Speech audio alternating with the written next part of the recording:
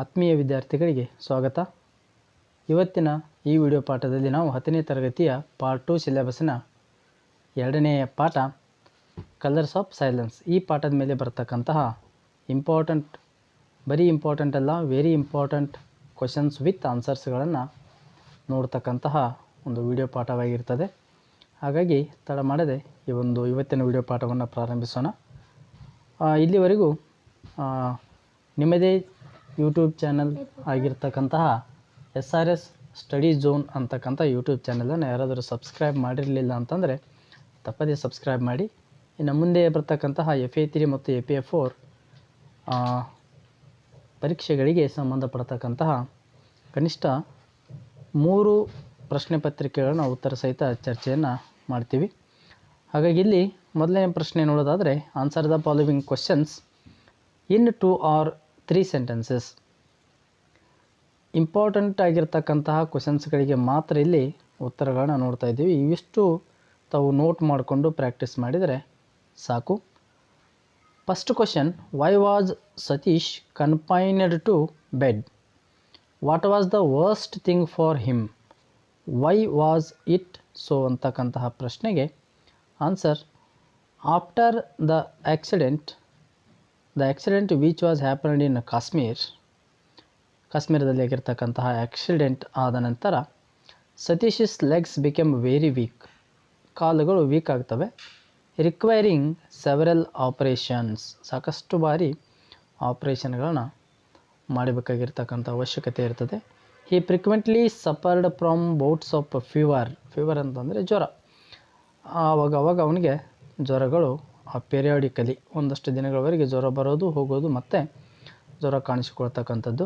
And infection of the ear, ಅವನ ಕಿವಿಗೆ infection ಕೂಡ ಆಗ್ತದೆ. So he was confined to bed, ಅವನು ಬೆಡ್ ರೆಸ್ಟನ್ನು ಮಾಡಬೇಕಾಗ್ತದೆ. He was becoming deaf and he could not bear the silence. ಇಲ್ಲಿ ಬಿಇಆರ್ ಅಂತಂದರೆ ಸಹಿಸಿಕೊಳ್ಳು. He could not bear the silence, ಹಾಗಾಗಿ he loses hearing power. ಆಮೇಲೆ ಶಾಂತತೆ ಅಂತಕ್ಕಂಥದ್ದನ್ನು, ಬರೀ ಸೈಲೆನ್ಸ್ ಆಗಿರೋದನ್ನು ಸಹಿಸಿಕೊಳ್ಳಲಿಕ್ಕೆ ಅವನಿಂದ ಆಗೋದಿಲ್ಲ. Question number 2, how did Satish meet with an accident? ಭಾಳಷ್ಟು ಬಾರಿ ಪ್ರಶ್ನೆಯನ್ನು ಎಕ್ಸಾಮ್ಗಳಲ್ಲಿ ಕೇಳಿರ್ತಕ್ಕಂಥದ್ದು. Answer, on a holiday in Kashmir Satish went hiking with his father and brother while crossing the Rickety Bridge ಅಂತಂದರೆ weak bridge. Over some rapids his foot slipped and he fell into the rapids. ಅಲ್ಲಿ ಹರಿತಾ ಇರ್ತಕ್ಕಂಥ ನೀರನ್ನು ನೋಡೋ ಸಮಯದಲ್ಲಿ weak bridge ಆಗಿರೋದ್ರಿಂದ ಅಲ್ಲಿಂದ he fell down into the rapids. ಅಲ್ಲಿ ನೀರು ವೇಗವಾಗಿ ಹರಿತಾ ಇರ್ತಕ್ಕಂಥ ನೀರಿಗೆ ಸತೀಶ್ ಬಿದ್ದು ಬಿಡ್ತಾನೆ. ಇದು ಸತೀಶ್ಗೆ ಎಲ್ಲಿ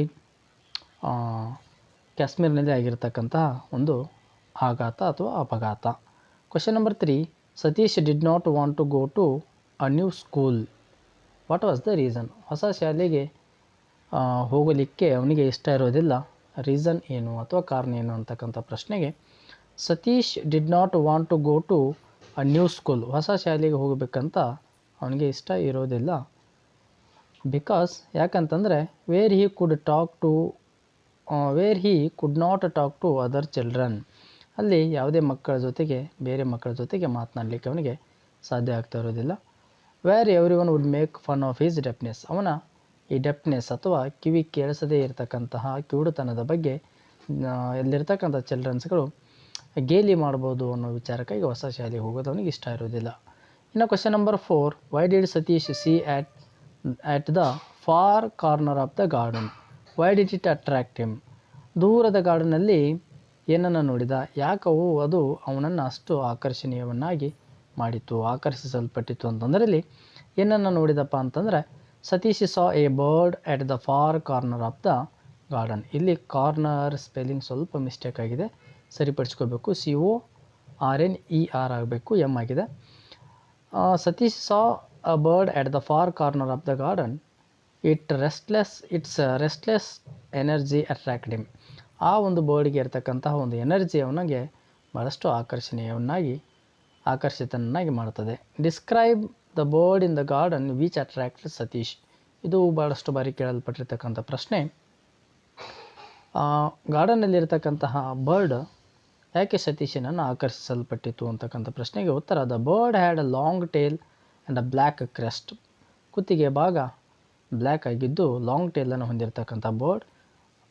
ಇಂಪಾರ್ಟೆಂಟಾಗಿ ಇರತಕ್ಕಂತಹ ಪಾಯಿಂಟ್ ಏನಂತಂದರೆ ಇಲ್ಲಿ it's a restless, full of energy. The bird has a full of energy.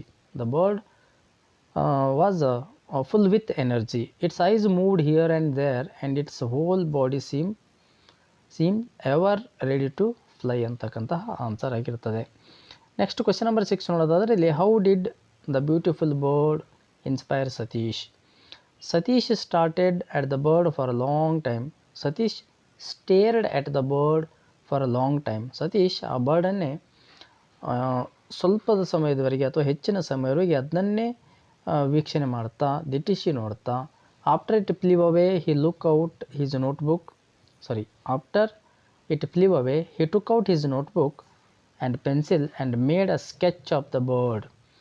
He soon began to spend a lot of time making different sketches.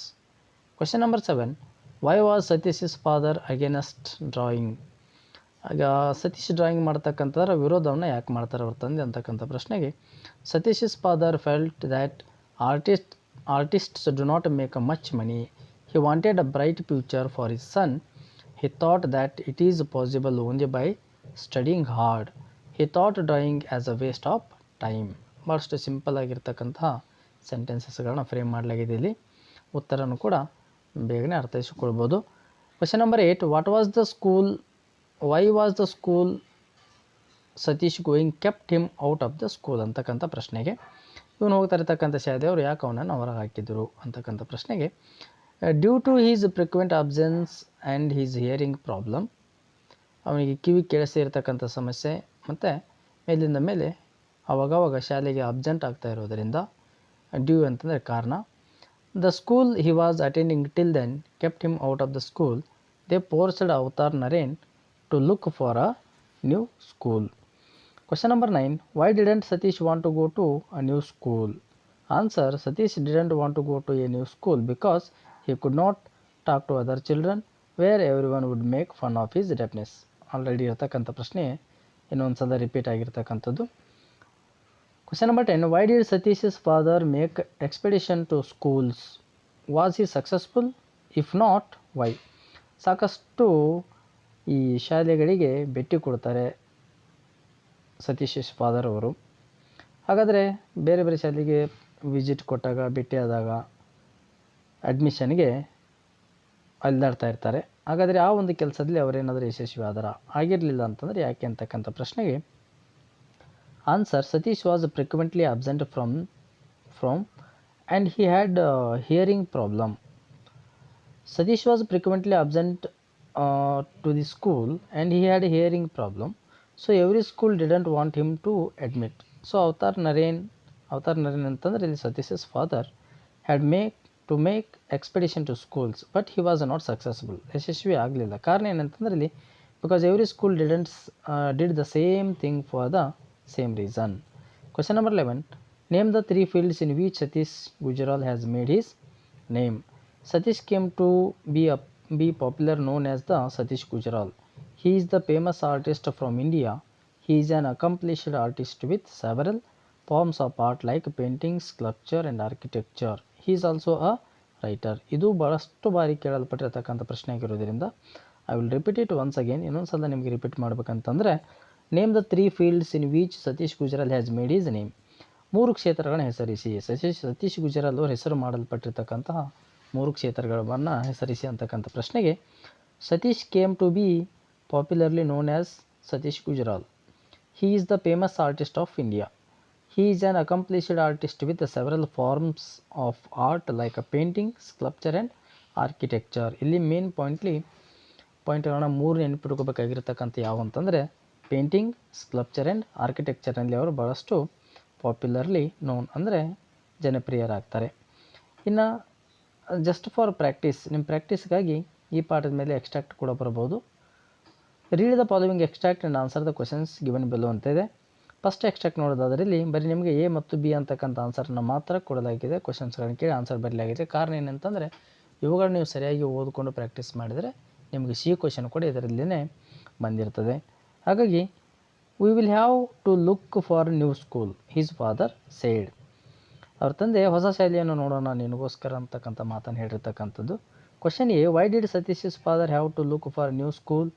ಹೊಸ ಶಾಲೆಯನ್ನು ಯಾಕೆ ನೋಡಬೇಕಾಗಿತ್ತು ಅಂತಂದರೆ due to his frequent absence and hearing problem the school Satish was attending informed his father that they could not keep him.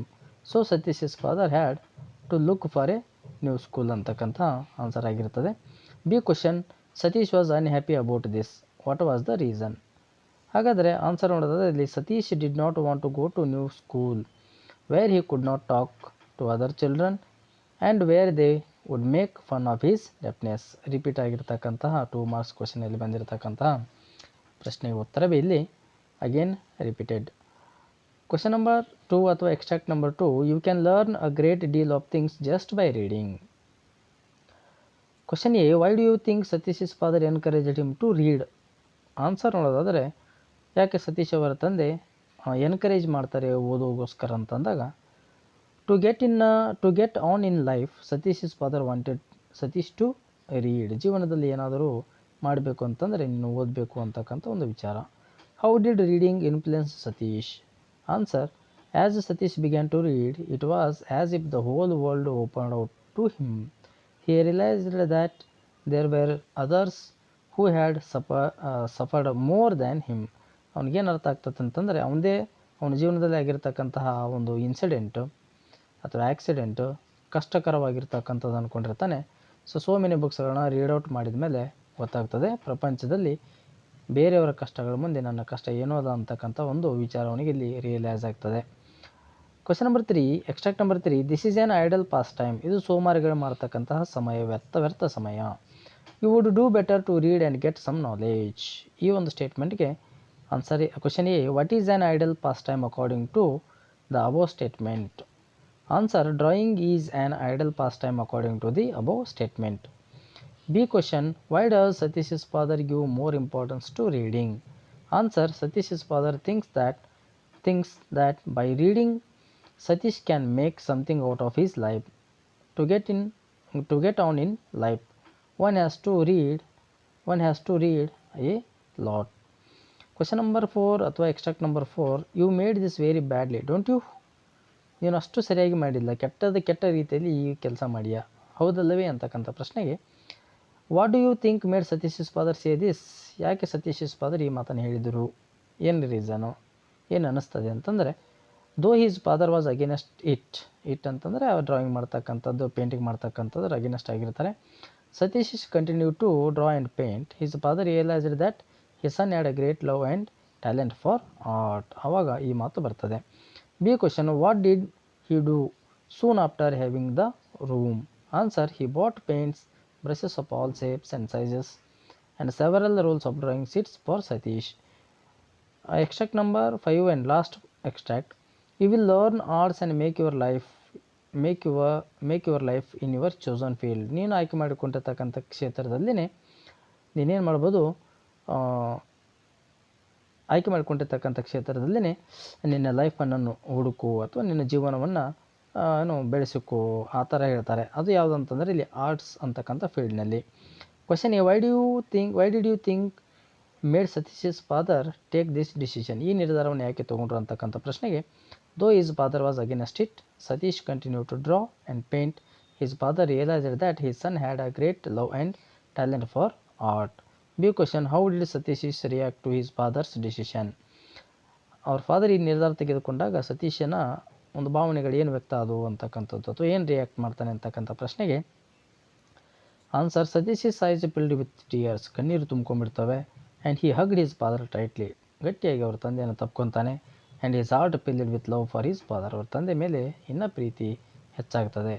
Main important ಅಂತಂದರೆ ಇಲ್ಲಿ question number 25ನಲ್ಲಿ ಬರ್ತಕ್ಕಂತಹ 3 ಮಾರ್ಕ್ಸ್ಗೆ ಪಾಠದ ಮೇಲೆ ಬರ್ತಕ್ಕಂಥ 3 ಅಂಕದ ಪ್ರಶ್ನೆಗೆ ಇಂಪಾರ್ಟೆಂಟ್ ಅನ್ನೋಕ್ಕಿಂತಲೂ ವೆರಿ ಇಂಪಾರ್ಟೆಂಟ್ ಆಗಿರ್ತಕ್ಕಂಥ ಪ್ರಶ್ನೆ ಬಂದೇ ಬರ್ತಕ್ಕಂತಹ ಪ್ರಶ್ನೆ ಆಗಿರ್ತಕ್ಕಂಥದ್ದು, ಭಾಳಷ್ಟು ಬಾರಿ ಕೇಳಿರ್ತಕ್ಕಂಥದ್ದು.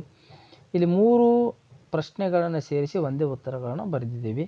Satish Gujral become great artist, support this statement. ಈ ಪ್ರಶ್ನೆ ಕೇಳಿದ್ರು ಕೂಡ ಇದೇ ಆನ್ಸರ್ ಬರೀಬೇಕು.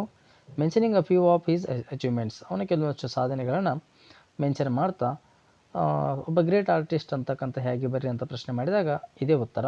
ಅಥವಾ physical disability is no barrier to success to Satish. Satish ಅವರ ಜೀವನವನ್ನು ನೋಡಿದಾಗ ದೈಹಿಕವಾಗಿರ್ತಕ್ಕಂಥ ಅಂಗವಿಕಲತೆ ಯಾವುದೇ ಸಾಧನೆಗೆ ಅಡ್ಡಿ ಆಗೋದಿಲ್ಲ ಅಂತಕ್ಕಂಥ ಜಸ್ಟಿಫೈ ಮಾಡಿರಿ ಅಂದರೂ ಕೂಡ ಇದೇ ಆನ್ಸರನ್ನು ಬರೀಬೇಕಾಗ್ತದೆ. ವೆರಿ ಶಾರ್ಟ್ ಆನ್ಸರ್ ಇರೋದರಿಂದ answer Satish met with an accident at the early age of 8 ವರ್ಷವನ್ನಿದ್ದಾಗಲೇ ಏನೋ ಒಂದು ಆಘಾತ ಆಗೋಗ್ಬಿಡ್ತದೆ. ಸೊ ಈ ಲಾಸ್ ಈಸ್ ಹಿಯರಿಂಗ್ ಪವರ್, ತನ್ನ ಕೇಳಿಸಿಕೊಳ್ಳುವ ಶಕ್ತಿ ಅಥವಾ ಶ್ರವಣ ಶಕ್ತಿಯನ್ನು ಕಳೆದುಕೊಳ್ತಾನೆ. Due to frequent absence and hearing problem, the school he was attending informed his father that they could not keep Satish in our school. So ಏನಾಗ್ತದೆ, other school also refused admission. His father and his brother spent much time with him and provided many books. He developed his interest in painting. In the beginning, his father discouraged him, but later he accepted that his son's destiny lay in canvas and painting. He admitted his son to the best school of art and made his life in the chosen field. Satish Gujaral is among the foremost artists of India and accomplished in several art forms like painting, sculpture and architecture. ಇದನ್ನು ಈ ಒಂದು ಆನ್ಸರನ್ನು ನೀವು 2 or 3 times ನೀವು ಬರೆದು practice ಮಾಡಿದರೆ definitely ಈ ಪ್ರಶ್ನೆಗೆ ಉತ್ತರವನ್ನು ಬರಲಿಕ್ಕೆ ಸಾಧ್ಯ ಇದೆ. ಇನ್ನು ನೆಕ್ಸ್ಟ್ ನೋಡೋದಾದರೆ, narrate the classmates of Satish is staying at home. Narrate the circumstances of Satish is staying at home ಅಂತಕ್ಕಂಥದ್ದಿದೆ. ಮನೆಯಲ್ಲಿ ಉಳ್ಕೊಳ್ಳೋದಕ್ಕೆ ಏನು ಕಾರಣ ಅಂತಕ್ಕಂಥದ್ದು ಎಕ್ಸ್ಪ್ಲನೇಷನನ್ನು ಮಾಡಬೇಕು. Or everything seemed like a scenes from some pantomime show to Satish. Why ಅಂತಕ್ಕಂಥ ಪ್ರಶ್ನೆ ಇದೆ. Answer: on holiday, Satish was hiking with his father and brother. They were crossing the rickety bridge over some rapids. Satish looked down at a swirling water below him. His foot slipped, he lost his balance, and he fell in the rapids. As a result of this, his legs and ear were injured. His legs became weak. He suffered frequently from bouts of fever and infectious. He could never hear properly. The teacher didn't allow him to come to school because he was weak in hearing and frequently absented for the class. His father tried to get admission to him in some other school, but in a vain. When he went outside to play with children, they teased him. Therefore, he was compelled to stay at home. ಮನೆಯಲ್ಲೇ ಉಳ್ಕೊಳ್ಳೋದಕ್ಕೆ ಏನು ಕಾರಣ ಅಂತಕ್ಕಂಥದ್ದು ಈ ಮೇಲಿನ ಒಂದು 3 ರಿಂದ 4 ಸೆಂಟೆನ್ಸಸ್ಗಳು ನಿಮ್ಮ ಆನ್ಸರ್ನಲ್ಲಿ ಇರಬೇಕಾಗ್ತದೆ. ಹಾಗೆ ಇಲ್ಲಿವರೆಗೂ ಸಾಧ್ಯವಾದಷ್ಟು ಈ ಪಾಠದ ಮೇಲೆ ಏನೇ ಪ್ರಶ್ನೆ ಕೇಳಿದರೂ ಕೂಡ ಉತ್ತರ ಬರಿತಕ್ಕಂಥ ರೀತಿಯಲ್ಲಿ ನಿಮಗೆ ಪ್ರಶ್ನೆಗಳನ್ನ ತಯಾರಿಸಿ ಉತ್ತರಗಳ ಸಮೇತ ಈ ಒಂದು ವಿಡಿಯೋದಲ್ಲಿ ನಿಮಗೆ ಕೊಡಲಾಗಿದೆ. ಹಾಗಾಗಿ ಮುಂದಿನ ಬರ್ತಕ್ಕಂಥ FA3 FA4 ಪ್ರಶ್ನೆ ಕ್ವಶನ್ಸ್ಗಳು ಮತ್ತು ಆನ್ಸರ್ಗಳು ಆ್ಯಸ್ ವೆಲ್ ಆ್ಯಸ್ ಮತ್ತು ಮುಂದೆ ಬರ್ತಕ್ಕಂಥ ಪಾಠ ಪದ್ಯಗಳ ಸಂಪೂರ್ಣವಾಗಿರ್ತಕ್ಕಂಥ ಶಾರ್ಟ್ ಕ್ವಶನ್ಸ್ ಆನ್ಸರ್ಗಳನ್ನ ಇದೇ ರೀತಿ ಚರ್ಚೆ ಮಾಡೋಣ ಅಂತ ಇವತ್ತಿನ ವಿಡಿಯೋ ಪಾಠವನ್ನು ಮುಗಿಸೋಕ್ಕಿಂತ ಇನ್ನೊಂದು ಬಾರಿ ತಮ್ಮಲ್ಲಿ ವಿನಂತಿಸಿಕೊಳ್ಳೋದೇನೆಂದರೆ ನಮ್ಮ ಚಾನೆಲನ್ನು ತಪ್ಪದೇ ಸಬ್ಸ್ಕ್ರೈಬ್ ಮಾಡಿ. ಧನ್ಯವಾದಗಳು.